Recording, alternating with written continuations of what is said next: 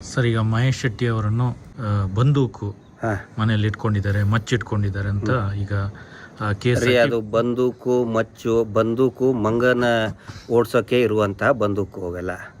ಆನಂತರ ಮಚ್ಚಲ್ಲ, ಅದು ತೋಟದಲ್ಲಿ ಮಹೇಶ್ ಶೆಟ್ರೆ ಸ್ವತಃ ನಿಂತ್ಕೊಂಡು ತೋಟದಲ್ಲಿ ಕಳೆಯನ್ನು ಕೀಳ್ತಾರೆ. ತೋಟದ ಕೆಲಸ ಮಾಡೋದಕ್ಕೆ ಪ್ರತಿಯೊಬ್ಬ ರೈತನ ಮನೆಯಲ್ಲಿನೂ ಕೂಡ ಕತ್ತಿ ಇರ್ತದೆ, ಹಾರೆ ಇರ್ತದೆ, ಪಿಕಾಸೆ ಇರ್ತದೆ.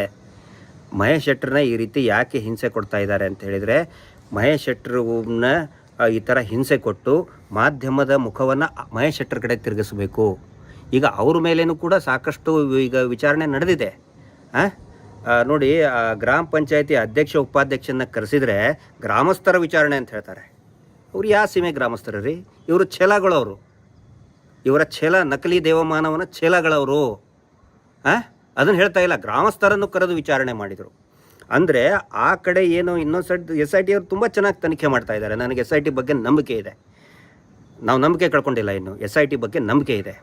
ಆದರೆ ಡೈವರ್ಷನ್ ಮಾಡಬೇಕು, ಜನರ ದಿಕ್ಕನ್ನು ತಪ್ಪಿಸಬೇಕು ಅಂಥೇಳಿ ಮಹೇಶ್ ಶೆಟ್ಟರನ್ನ, ಯಾಕಂದರೆ ಮಹೇಶ್ ಶೆಟ್ಟಿ ತಿಮ್ಮರೋಡಿ 13 ವರ್ಷಗಳಿಂದ ಅಷ್ಟೇ ಅಲ್ಲ, ನಿರಂತರವಾಗಿ 25 ವರ್ಷಗಳಿಂದ ಆ ವ್ಯಕ್ತಿ ತಪಸ್ಸು ಮಾಡಿದ್ದಾರೆ.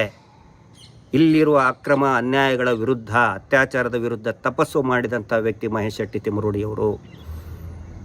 ಆದರೆ ಯಾವ ಕಾರಣಕ್ಕೂ ಮಹೇಶ್ ಶೆಟ್ಟಿ ತಿಮ್ಮರೋಡಿಯವರ ಧ್ವನಿಯನ್ನು ಇವರು ಅಡಗಿಸಲು ಸಾಧ್ಯ ಇಲ್ಲ. ಇದು ಗೊತ್ತಿರಬೇಕು ಇವರಿಗೆ.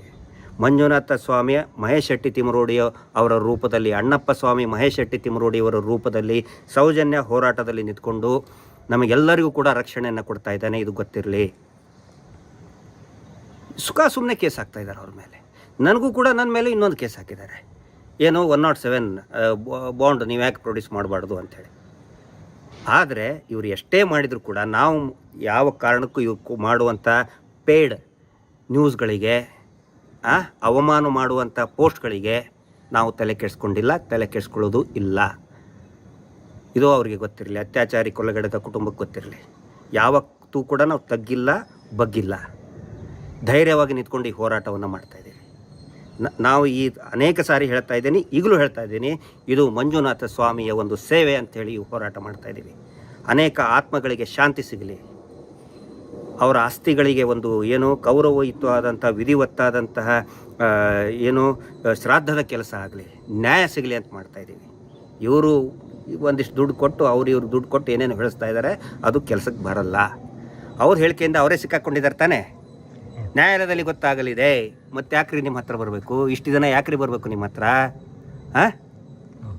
ಸೊ ಒಂದೇ ದಿನವೇ ಅವರ ಏನು ಮುಖವಾಡ ಬಯಲಾಗ್ತಾ ಇದೆ. ಇನ್ನು 9 ದಿನದಲ್ಲಿ ನವರಾತ್ರಿಯಲ್ಲಿ ಏನೇನಾಗುತ್ತೋ ಗೊತ್ತಿಲ್ಲ, ಖಂಡಿತ ನ್ಯಾಯ ಸಿಗುತ್ತೆ. ಸರ್, ಪ್ರತಿಭಟನೆಗಳು ಮುಂದೆ ನಡೀತದೆ ಸರ್? ಖಂಡಿತ ಶುರು ಆಗ್ತವೆ. 25ನೇ ತಾರೀಕಿಗೆ ಫ್ರೀಡಮ್ ಪಾರ್ಕ್ನಲ್ಲಿ ಈ ನ್ಯಾಯಕ್ಕಾಗಿ ಧ್ವನಿ ಅನ್ನುವಂತಹ ಒಂದು ವೇದಿಕೆಯಿಂದ ಈ ಒಂದು ಪ್ರತಿಭಟನೆ ಅಷ್ಟೇ ಅಲ್ಲ, ಒಂದು ಜನಜಾಗೃತಿಯನ್ನು ಏರ್ಪಡಿಸಿದ್ದಾರೆ ಫ್ರೀಡಮ್ ಪಾರ್ಕ್ನಲ್ಲಿ. ದಯವಿಟ್ಟು ಪ್ರತಿಯೊಬ್ಬರು ಕೂಡ ಈ ಮೀಟರ್ ಬಡ್ಡಿ ದಂಧೆಯಿಂದ ನೊಂದಂಥವರು ಮತ್ತು ಎಷ್ಟು ಜನ ನೊಂದಿದ್ದಾರೆ ಧರ್ಮಸ್ಥಳದಲ್ಲಿ, ಅವರೆಲ್ಲರೂ ಕೂಡ ದಯವಿಟ್ಟು ಈ ಒಂದು ಸಮಾವೇಶದಲ್ಲಿ ಭಾಗಿಯಾಗಿ, ಮತ್ತು ಯಾವುದೇ ಇದು ಏನು ಸಿದ್ಧಾಂತ, ಆ ಸಿದ್ಧಾಂತ ಈ ಸಿದ್ಧಾಂತ ಅಲ್ಲ, ನಿಜವಾಗಲೂ ಕೂಡ ಅವರು ಇಡೀ ಒಂದು ನ್ಯಾಯಕ್ಕಾಗಿ ಏನು ಒಂದು ಹೋರಾಟ ನಡೀತಾ ಇದೆ, ಆ ನ್ಯಾಯದ ಹಸಿವಿನಿಂದ ಆ ಕಾರ್ಯಕ್ರಮವನ್ನು ಏರ್ಪಡಿಸಿದ್ದಾರೆ. ದಯವಿಟ್ಟು ಎಲ್ಲರೂ ಕೂಡ ಈ ಕಾರ್ಯಕ್ರಮಕ್ಕೆ, ಈ ಒಂದು ಸಭೆಗೆ, ಹೋರಾಟದ ಸಭೆ ಇದು, ದಯವಿಟ್ಟು ಬನ್ನಿ. ಯಾಕಂತ ಹೇಳಿದರೆ ಇಡೀ ಶತಮಾನ ಕಂಡಂಥ ಶೋಷಣೆ ಧರ್ಮಸ್ಥಳದಲ್ಲಿ ನಡೆದಿದೆ. ಇಡೀ ಶತಮಾನ ಕಂಡು ಕೇಳರಿಯದಂಥ ಕೊಲೆಗಳು, ಅತ್ಯಾಚಾರಗಳು ಧರ್ಮಸ್ಥಳದಲ್ಲಿ ಭೂಕಬಳಿಕೆ ನಡೆದಿದೆ. ಅದರ ವಿರುದ್ಧವಾದಂಥ ಹೋರಾಟ. ದಯವಿಟ್ಟು ಎಲ್ಲರೂ ಈ ಒಂದು ನ್ಯಾಯ ಸಮಾವೇಶಕ್ಕೆ ತಪ್ಪದೇ ಬರಬೇಕು. ಹಕ್ಕೊತ್ತಾಯಗಳು, ಧರ್ಮಸ್ಥಳ ಠಾಣೆಯಲ್ಲಿ ದಾಖಲಾಗಿರುವ 100 ಅಸಹಜ ಸಾವುಗಳ ಸಮಗ್ರ ತನಿಖೆ ನಡೀಬೇಕು. ಯಾಕಂದರೆ ಪಾಪ ಎಷ್ಟು ಜನ ಸತ್ತಿದ್ದಾರೆ, ಎಷ್ಟೋ ಜನಕ್ಕೆ ಅವರ ಸಂಬಂಧಿಕರು ಇನ್ನೂ ಕಾಯ್ತಾನೆ ಇದ್ದಾರೆ, ಎಲ್ಲಿ ಹೋದರು, ಮಿಸ್ಸಿಂಗ್ ಕಂಪ್ಲೇಂಟ್ ಕೂಡ ಕೊಡ್ತಾನೆ ಇದ್ದಾರೆ. ಅದರ ತನಿಖೆ ನಡೀಬೇಕು. ಧರ್ಮಸ್ಥಳದ ಭೂ ಅಕ್ರಮ, ಭೂ ಕಬಳಿಕೆ, ಮೈಕ್ರೋ ಫೈನಾನ್ಸ್, ಬಡ್ಡಿ ದಂಧೆ, ಇಡೀ ರಾಜ್ಯ ಇವತ್ತು ನರಕ ಆಗಿಬಿಟ್ಟಿದೆ. ಆ ಬಡ್ಡಿ ದಂಧೆಯಿಂದ ನೊಂದಂಥವರು ಎಲ್ಲರೂ ಕೂಡ ಈ ಒಂದು ಸಮಾವೇಶಕ್ಕೆ ಬನ್ನಿ. ಪದ್ಮಲತಾ, ವೇದವಲ್ಲಿ, ನಾರಾಯಣ, ಯಮುನಾ, ಸೌಜನ್ಯ, ಇನ್ನೂ ಅನೇಕ ಕೊಲೆಗಳಾಗಿದೆಯಲ್ಲ ಅವ್ರ ಎಲ್ಲ ಕೊಲೆಗಳಿಗೂ ಕೂಡ ಆ ಎಲ್ಲ ಆತ್ಮಗಳಿಗೂ ಕೂಡ ನ್ಯಾಯ ಬೇಕು.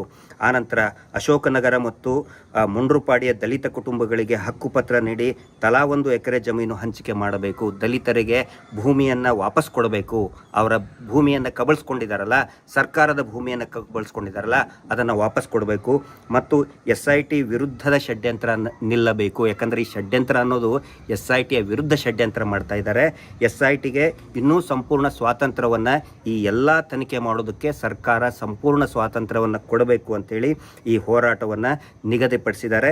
ಸೆಪ್ಟೆಂಬರ್ 25ನೇ ತಾರೀಕಿಗೆ ನ್ಯಾಯ ಸಮಾವೇಶ ಧರ್ಮಸ್ಥಳದ ದೌರ್ಜನ್ಯ ವಿರೋಧಿ ವೇದಿಕೆ ಅಂತ ಮಾಡ್ತಾ ಇದ್ದಾರೆ.